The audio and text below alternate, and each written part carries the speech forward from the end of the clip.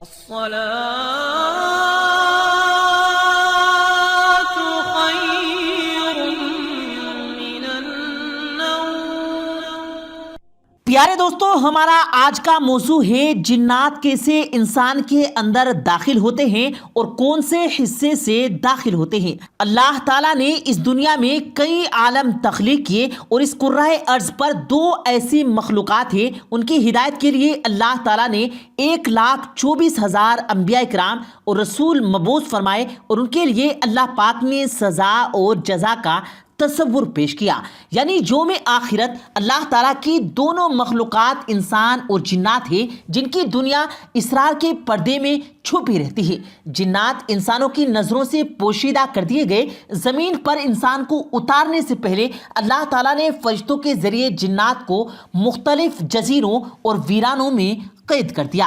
جنات کو قید کرنے کا واقعہ بھی نہایت دلچسپی سے خالی نہیں۔ روایت میں آتا ہے کہ انسان کو زمین پر اتارنے سے پہلے اللہ تعالیٰ نے فرشتوں کے سردار ابلیس کو بارگاہ الہی میں طلب فرمایا۔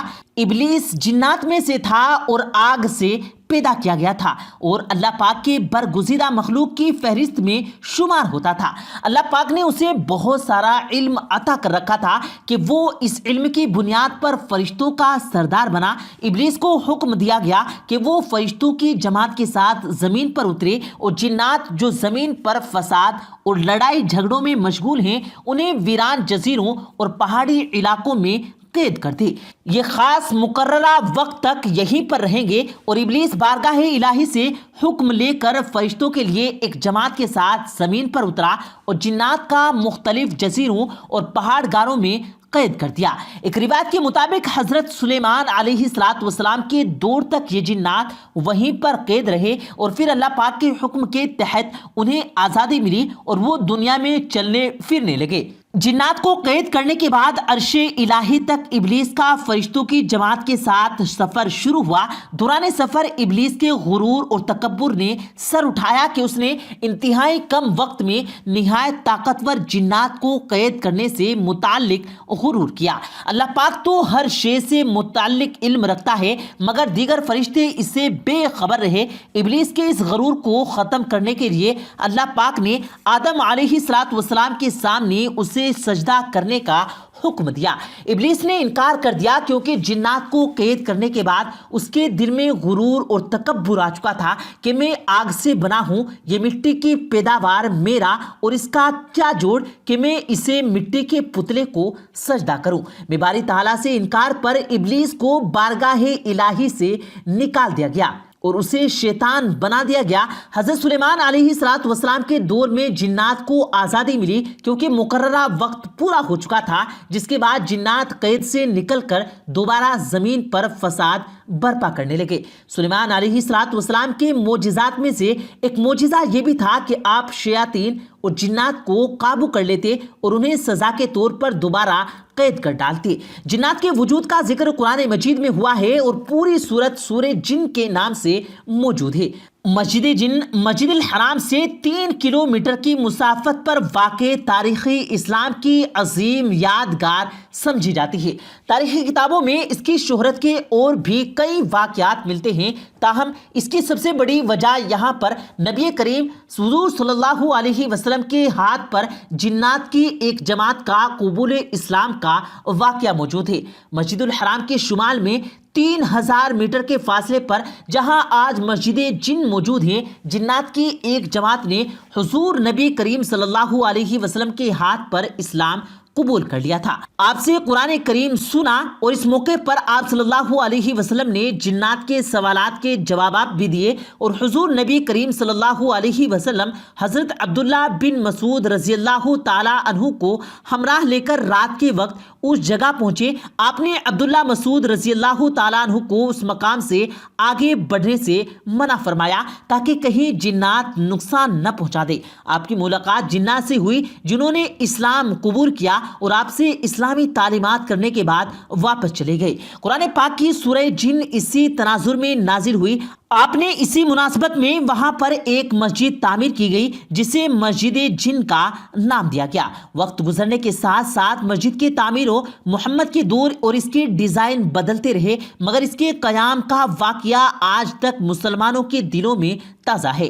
حرمین شریفین کی زیارت کا شرف حاصل کرنے والے مسجد جن کی زیارت کرتے ہیں اور ماہ سیام میں یہاں افطار کا خصوصی انتظام کیا جاتا ہے، جہاں دنیا بھر کے آئے زائرین عقیدت و احترام کے ساتھ اسی مسجد میں حاضر ہوتے ہیں، عبادت کرتے ہیں، افطار میں شرکت کرتے ہیں۔ جنات کے انسانوں پر اثر انداز ہونے کے واقعات آئے روز ہماری معاشرے میں آتے رہتے ہیں، ہمارے جسم میں داخل ہو کر اس سے عجیب و غریب حرکات کرواتے ہیں اور نقصان پہنچاتے رہتے ہیں۔ اس کے پیچھے چند عوامل قرار فرمائے ہیں۔ جنات کیسے انسانی جسم پر حاوی ہوتے ہیں، یہ ایک ایسا سوال ہے جو عام آدمی نہیں جانتا۔ امام ابن تیمیہ کے مطابق انسان جب نیکی سے غافل ہو کر برائی کی جانب راغب ہوتا ہے تو اسے برے اثرات سے متاثر ہونے کا خطرہ بھی بڑھ جاتا ہے۔ دنیا پرستی میں برائی انسان پر غالب آ جاتی ہے اور جنات جسم میں داخل ہو سکتے ہیں۔ جنات کئی معاملات میں انسانوں کی کئی طرح ہوتے ہیں، وہ پسندیدگی، ناپسندیدگی، اچھی یا برائی جیسے جذبات رکھتے ہیں۔ عین ممکن ہے کہ وہ آپ کے چہرے کو ناپسند کرتے ہوں، جس وجہ سے وہ آپ کے جسم پر قبضہ کر لیتے ہیں۔ دوسری طرف جنات کو انسان سے محبت ہو سکتی ہے، وہ کسی کو برہنہ دیکھ کر بھی اس پر فاسق ہو جاتے ہیں اور اس کے جسم پر قابض ہو سکتے ہیں۔ یہ معاملہ عورتوں کے ساتھ زیادہ تر پیش ہو چکا ہوتا ہے، چونکہ انسان کی نظروں سے پوشیدہ ہوتے ہیں، اس لیے بعض اوقات ہم جانے انجانے میں نقصان پہنچا بیٹھتے ہیں۔ مثال کے طور پر آپ کہیں گرم پانی اڈول دیتے ہیں یا کسی درخت یا کسی گھونٹ میں بیٹھ کر رفع حاجات پوری کرتے ہیں، مگر نہیں جانتے کہ یہاں پر جنات کا بسیرا ہوتا ہے۔ آپ کے اس کام سے وہ ناراض ہو جاتے ہیں اور بدلہ لینے کے لیے آپ کے جسم میں داخل ہو سکتے ہیں۔ بہت زیادہ خوف کی حالت میں ایسے معاملات میں جن سے دور رہنا چاہیے، وہ اس کی ٹو میں ہوتے ہیں اور آپ پر جنات غالب آ جاتے ہیں۔ جنات جسم کے کس حصے سے غالب آ سکتے ہیں اور انسانوں پر قبضہ فرماتے ہیں، اس حوالے سے مختلف نظریات۔ زیادہ تر نظریہ یہ ہے کہ انسان کی موت کے وقت انسانی روح ناخنوں، ناک اور آنکھ اور منہ سے نکلتی ہے، اور یہی جگہ ایسی ہے جہاں سے جنات انسانوں کے جسم میں داخل ہو کر قبضہ جماتے ہیں۔ اللہ پاک نے انسانوں کو جنات کے شر سے بچنے کے لیے کئی طریقے بتائے ہیں، ان میں حضور نبی کریم صلی اللہ علیہ وسلم کے ذریعے تعلیم بھی دی گئی ہے، اور کئی ایسے مسنون دعائیں اور وظائف بھی موجود ہیں جن میں جنات کا توڑ کیا جا سکتا ہے۔ جنات کے توڑ کے لیے جو سورہ موجود ہے وہ سورہ ناس اور معوذاتین، جن کی روزانہ تلاوت کرنے سے جنات انسانی جسم میں داخل نہیں ہو سکتے۔ اللہ پاک جو انسان سے 70 ماؤں سے زیادہ محبت رکھتا ہے، یہ کیسے ممکن ہے کہ اللہ پاک نے جناتوں کو اتنا طاقتور بنا دیا لیکن ان کا توڑ نہ بنایا؟ بے شک اللہ پاک نے اس کا توڑ بنایا ہے، اور وہ ہے معوذتے۔ سورہ ناس اور سورہ فلق کی روزانہ تلاوت کرنے والے انسان کے جسم میں کبھی بھی جنات داخل نہیں ہو سکتے۔ لہٰذا معوذتین سورت کی تلاوت کرنے کو اپنا معمول بنا لیں، انشاءاللہ تعالی جنات آپ کو کوئی نقصان نہیں پہنچا سکتا، اور کوئی بھی کام کرنے سے پہلے بسم اللہ الرحمن الرحیم ضرور پڑھ لینے سے بھی اس کام میں اللہ پاک خیر و برکت ڈال دیتے ہیں۔ اللہ پاک سے دعا ہے اللہ پاک ہم سب کو جنات کے شر سے محفوظ رکھے اور ہم سب کو راہ مستقیم پر چلنے کی توفیق عطا فرمائے، آمین اللہم آمین۔ پیارے دوستو، امید کرتے ہیں آپ کو آج کی ہماری یہ ویڈیو ضرور پسند آئی ہوگی۔